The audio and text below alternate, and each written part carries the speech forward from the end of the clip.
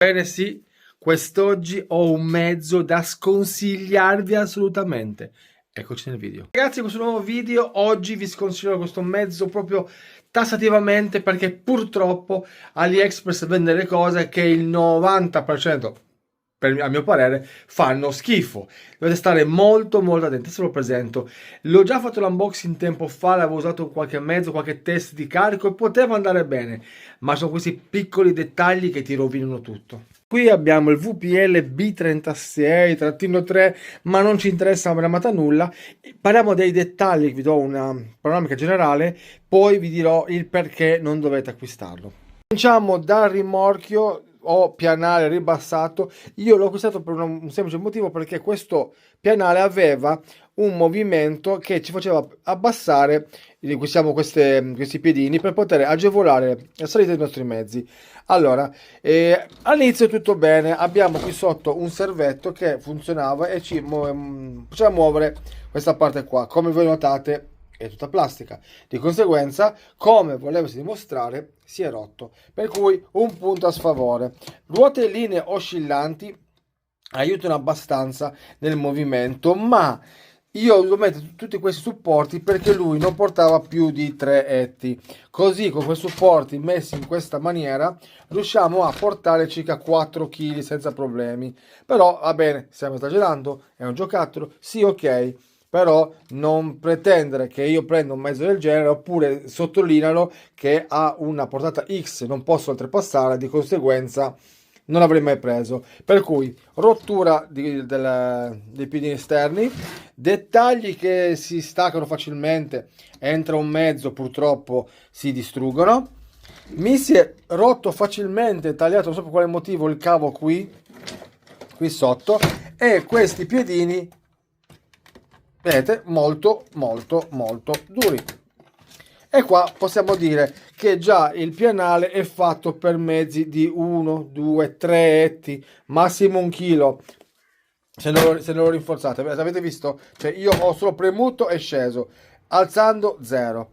Per cui, allora, originale 1 chilo forse ve lo porta. Si infosserà molto perché è plastica, ma 1 chilo ve lo porta. Siamo alla parte più seria del mezzo, che uno diceva, vabbè, non mi funziona questo, sfrutto l'altro. Uno vede un metodo del genere, simpatico, 1 a 16, posso aprire vari punti o qualche dettaglio, guarda qualche bellina, la ralla che apro e chiudo e posso far entrare il nostro pezzo. Qui potrei agganciare qualcos'altro, bello, va bene, potrebbe essere un Kraver 6x6, perché sì, lui è un 6x6, fighissimo, però tutta la trasmissione è in plastica.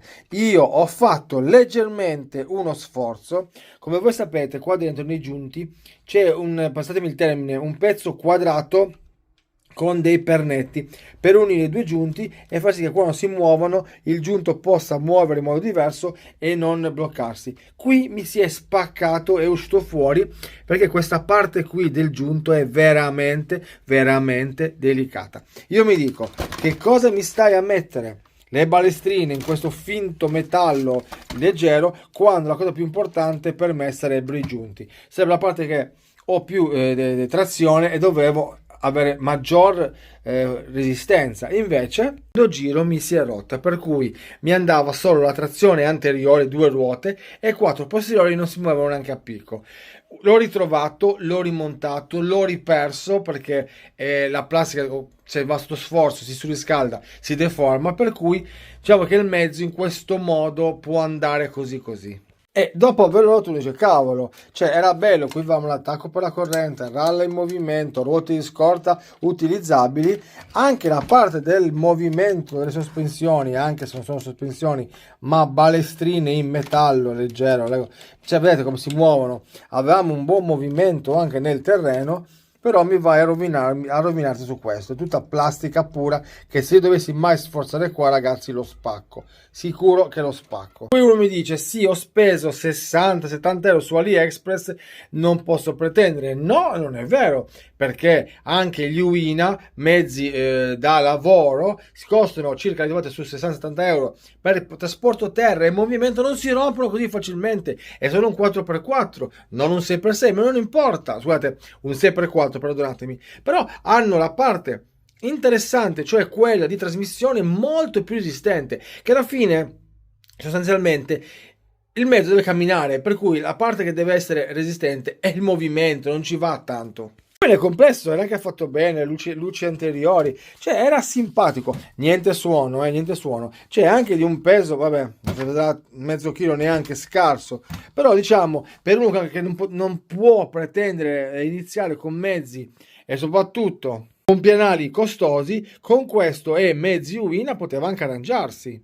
Cui consigliarvi questo mezzo dove si può spaccare la trasmissione. Abbiamo visto che questo si rompe facilmente, le ruote belline, ma questa parte qua, ragazzi, se non rinforzate è praticamente morbida, anche perché questo pezzo è diviso in due parti, per cui proprio dove va a gravare il centro di gravità e la forza del nostro mezzo che carichiamo è proprio in quel punto lì, per cui, cioè, ragazzi, due vitine non bastano per sistemarsi. Può sembrare un po' alterato, ma mi dà fastidio che non ci portano, perché possiamo scegliere, ma uno che non può pretendere e non può scegliere mezzi di alta fascia prova a buttare su questo mezzo, anche perché nelle recensioni su YouTube, i video che possiamo vedere, questi mezzi erano tremendi, erano perfettamente schifosi.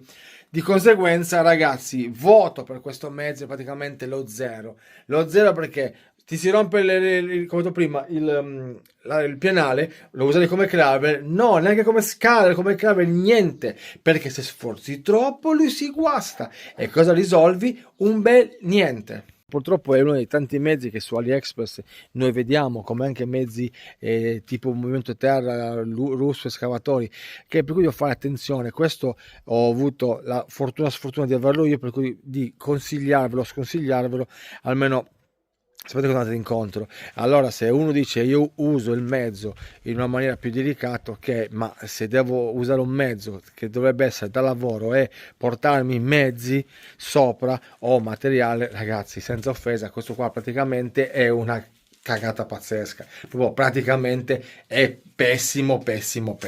Ragazzi, davanti a questo mezzo, di fronte a questo pianale all'infinito, non compratelo, lasciate perdere, piuttosto conservate quei soldi in un paio di mesi e potete comprare qualcosa di più serio, costerà di più, non importa, ma almeno non vi si rompe dopo un giorno. Per cui VPL B36 bocciato al massimo, lasciate perdere. Ragazzi, dimenticavo di far vedere il radiocomando molto leggero, ma questo non creava problemi perché alla fine avevamo l'acceleratore, freno, la nostra rotellina simpatica. Qui avevamo l'alza e abbassa per il pedale per dietro, cioè molto reattivo, come premevamo era perfetto. Qui regolazione dello sterzo, andava troppo a sinistra e basta, ragazzi. Poi qua avevamo qualche regolazione da fare con i tastini, ma anche questo qua era proprio qualità ultra scadente, adesivo messo malissimo, guardate, proprio messo, come dire, te lo metto per fare scena ma fa cagare. L'ultimo aggiornamento col telecomando e i suoi complimenti che abbiamo fatto al suo coso, il VPL B36 ve lo sconsiglio. Detto questo, ragazzi, ci si becca alla prossima, buona giornata e ciao a tutti, ciao ciao!